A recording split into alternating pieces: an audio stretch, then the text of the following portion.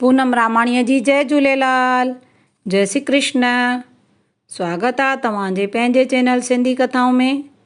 Friends, हिन वक़्तु असांजो श्रीमद भगवत गीता जो पाठ हली रहियो आहे, जंहिंमें तव्हां 5 अध्याय ॿुधी चुका आहियो।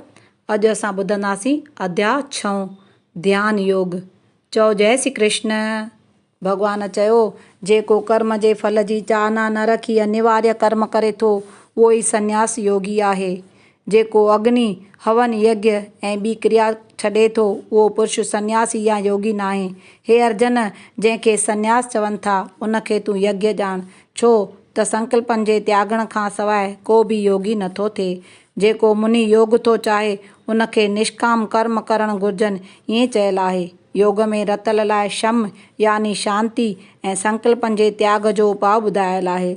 उहो जॾहिं योगी इंद्रियुनि ऐं कर्मनि में दिलि नथो धारे, संकल्पनि जो त्यागी थिए थो, तॾहिं उन योगीअ खे योग में पहुतल चइजे थो।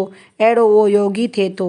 पंहिंजे आत्मा जो आत्मा सां उद्धार करणु घुर्जे, आत्मा जो घात न करणु घुर्जे, छो त आत्मा पाण ई पंहिंजो मित्र आहे, पाण ई वैरी ईअं सम्झणु घुर्जे।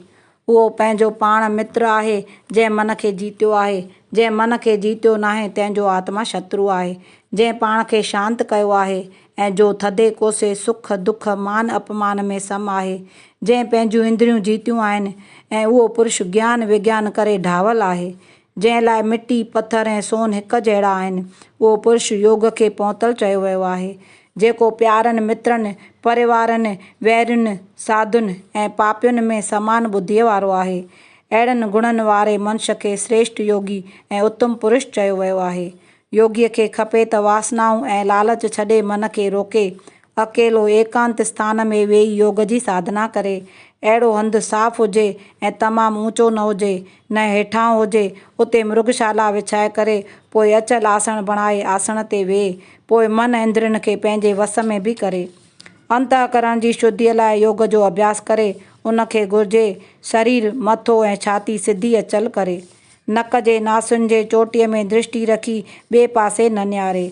उनखे घुर्जे त ॿेड़पो बणिजी दिलि खे हिकदमि शांत करे। अहिड़ीअ रीति उहो योगी सदाईं मन खे रोके परम शांती निर्वाण यानी मोक्ष पद खे प्राप्त थो करे। पर हे अर्जन, इहो योग न घणो खाईंदड़नि खां ऐं न असुलु खाईंदड़नि खां, न घणी निंड कंदड़नि खां ऐं न बिल्कुलु निंड कंदड़नि खां सिद्ध थिए थो। जंहिंजो खाधो ऐं विंदुर ठीकु आहिनि, जेको कर्म ठीकु करे थो, जेको निंड करण ऐं जागण में ठीकु आहे, तंहिंजो योग सिद्ध थिए थो। जॾहिं चित्त आत्मा में पूरी रीति स्थित थी थो वञे, तॾहिं उहो सभिनी कामनाउनि खां छुटी वञे थो। उनखे योग में पूरो चइजे थो। जिते हवा न आहे उते ॾीए जी लाट नथी लुॾे। अहिड़ीअ रीति आत्मा जे योग में लॻल योग्य जो चित्त नथो लुॾे। जिते योग अभ्यास सां चित्त शांत थी वञे थो, जिते आत्मा परमात्मा जो साक्षात्कार करे प्रसन्न रहे थो, जो अखंड आनंद इंद्रियुनि द्वारा प्राप्त नथो थिए, पर उहो शुद्ध सूक्ष्म बुद्धीअ द्वारा प्राप्त थिए थो। संसार रूपी दुख जे संजोग टोड़ण योग आहे, ईअं ॼाण खपे। उहो योग उत्साह भरे चित्त सां ऐं निश्चय सां पोइ करणु घुर्जे। योगी संकल्प मां पैदा थींदड़ कामनाउनि खे वस में करे, वैराग खे प्राप्त करे, धीरज सां मन खे आत्मा में स्थित करे, ही न टिकंदड़ मन जंहिं विषय ॾांहुं वञे उनखे रोके वस में करे।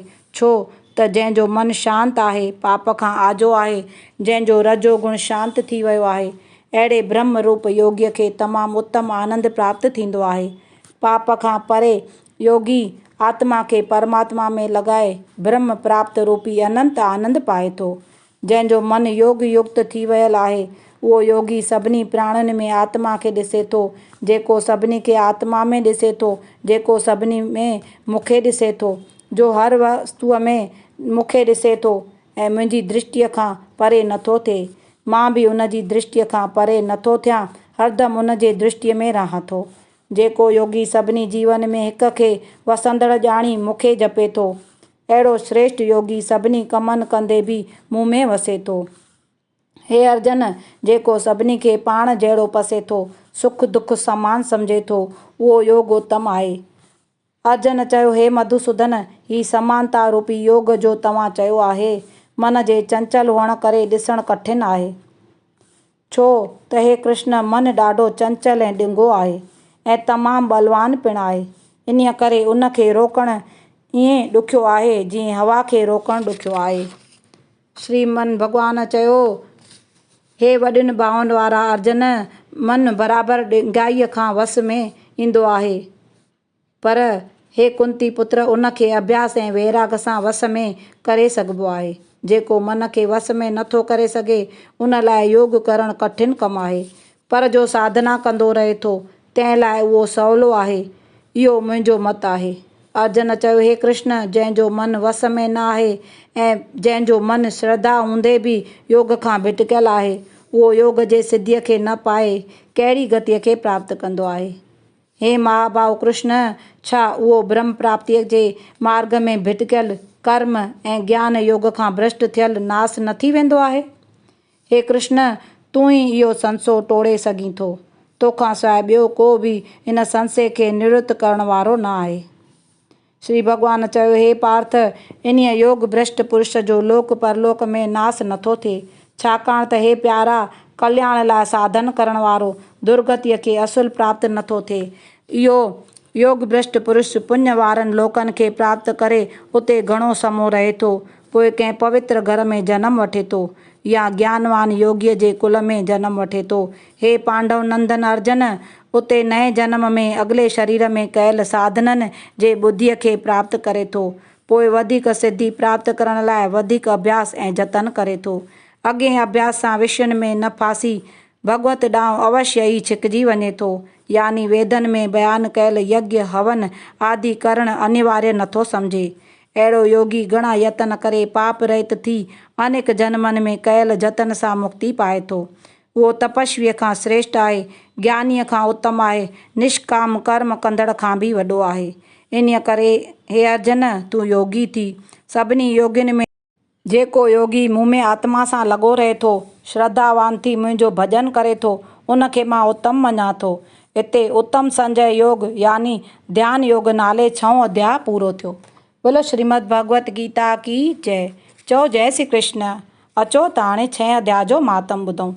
श्री नारायण थो चवे त हे लक्ष्मी, गोदावरी तीर्थ जे किनारे ते हिकु नगर आहे। उतां जे राजा जो नालो सुरत हो। उहो राजा धर्मात्मा हो। धर्म, अर्थ, काम ऐं मोक्ष उन्हनि जो साधींदड़ हो ऐं उन जी प्रजा बि धर्मात्मा हुई। हिकिड़े ॾींहुं उन नगर में हंस उॾामंदा अची निकिता। उन्हनि मां हिकिड़ो हंस विहंदे सुरत उॾी वियो। तॾहिं नगर जे पंडितनि पुछियुसि त हे हंस, छो तूं सभिनी खां जल्द अॻिते उॾामी वएं? भायां थो त तोखे सभिनी खां अॻु में सुर्ग मिलंदो। तॾहिं इन हंस चयो त हे पंडितो, हिन राजा खां हिकिड़ो ऋषि उत्तम आहे ऐं इहो वैकुंठ जो अधिकारी आहे। वैकुंठ सुर्ग खां मथे आहे। इहा ॻाल्हि ॿुधी राजा दिलि में ख़्यालु कयो त मूंखां हिन जो पुञु वॾो आहे, सो वैकुंठ वेंदो ऐं हंस बि हुन जी तारीफ़ थो करे। इहो ख़्यालु करे चवणु लॻो त इन्हीअ महात्मा जो दर्शन ज़रूरु करणु घुरिजे। राजा उन्हीअ ई महिल रथ घुराए ऋषिअ जे दर्शन करण लाइ रवानो थियो।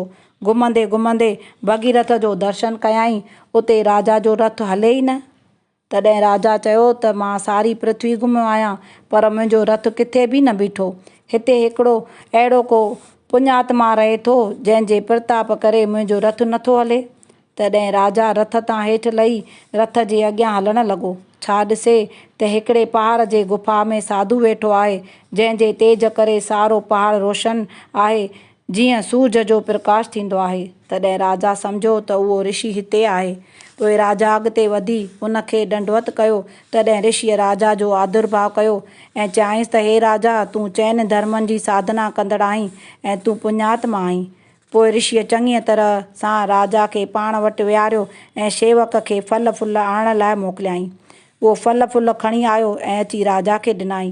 पोइ राजा ऋषिअ खां पुछियो त हे स्वामी, तव्हांजो एॾो तेज कहिड़े बल करे थियो आहे? तॾहिं ऋषिअ चयो त हे राजा, मूं वटि का माया कान्हे, पर मुंहिंजी कहिड़ी जुगती आहे सो मां सदाईं गीता जे 6 अध्याय जो पाठ कंदो आहियां। हीउ जेको प्रकाश या तेज ॾिसीं थो सो उन्हीअ जो आहे। राजा एतिरो ॿुधी पंहिंजे पुट खे आणाए ऐं चयाईंसि त हे पुत्र, अॼु खां वठी तूं राजाई कर, मां तीर्थ यात्रा ते थो वञां।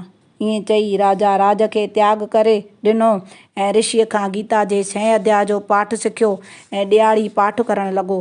पाठ जे प्रताप करे राजा त्रिकालदर्शी थी पियो। अहिड़ीअ तरह वन में घणा ई ॾींहं गुज़ारियाईं। हिकिड़े ॾींहुं ॿई राजा ऐं ऋषि प्राण त्यागे विमान में चढ़ी वैकुंठ ॾे विया। श्री नारायण थो चवे त हे लक्ष्मी, इहो गीता जे 6 अध्याय जो महात्म आहे, सो मूं तोखे ॿुधायो। हिते श्रीमद भगवत गीता जे 6 अध्याय जो महात्म पूरो थियो। चओ जय श्री कृष्ण। श्रीमद भगवत गीता की जय। फ्रेंड्स, हीअ कथा तव्हांखे सम्झ में आई हुजे ऐं वणी हुजे त लाइक ऐं शेयर ज़रूरु कंदा। ऐं अञा ताईं तव्हां मुंहिंजे चैनल खे सब्सक्राइब न कयो हुजे त सब्सक्राइब करे साॼे पासे घंटीअ जे बटन खे टच कंदा त मुंहिंजे ईंदड़ वीडियोज़ जो नोटिफिकेशन तव्हांखे जल्द मिली वेंदो। श्रीमद भगवत गीता की जय। जय श्री कृष्ण। जय नारायण।